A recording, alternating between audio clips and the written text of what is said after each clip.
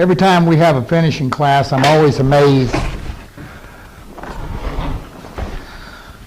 I see a gal gets a random orbit, and they go.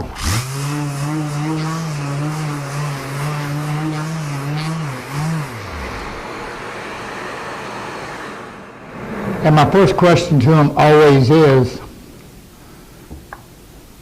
why'd you buy a sander? If you're going to do all that work, what's the point of the sander? They have no system, no rhyme or reason to it. Now, before we even start talking about how to use a sander, right off the get-go, the number one thing is how to put the sander on the wood. I'll see folks, they'll take these, and especially if they're looking at something. Especially if they're looking at something on there, they're doing this, and they got this sander, and they got it wide open. And then they slam it down on the wood.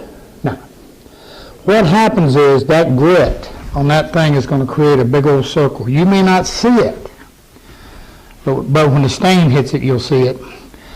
What you want to do is you want to hit the surface. Think about an airplane landing. You want to hit the surface as the sander comes on.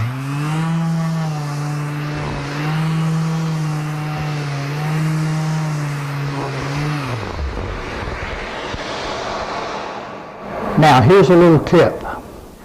Don't hold the sander dead flat. Now, that's going to sound counterproductive to you. But what I'm telling you, what I'm explaining here is it's not that you're tipping the sander. What you want to do is kind of just push the pressure toward the front of the sander. That just creates not as much pressure in the back, and it makes for better dust collection. Okay?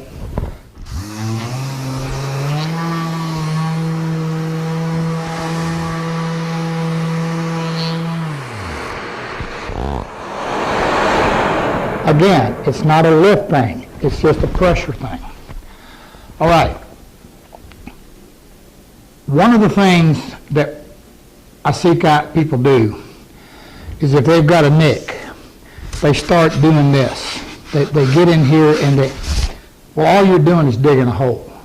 That's not the way you handle a nick. You can't get it out. And I'm going to mention again, that's, today in our world, we've got the helical head planers and we've got the drum sanders. I know they're expensive. But particularly if you're doing the figured wood and whatever, you can get tear out with them. And with just a regular planer or whatever, the helical heads and the drum sanders, they make for processing figured woods a whole lot easier. Now, again, I'm going to repeat myself from earlier. We typically start at 120, end at 180.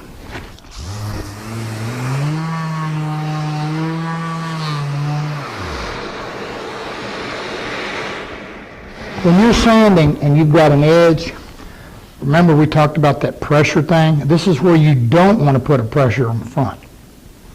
If I'm sanding as my hand is now, what I'm going to do is I'm going to put just a little pressure on the back of the sander. That's going to keep me from rolling over. Stay flat.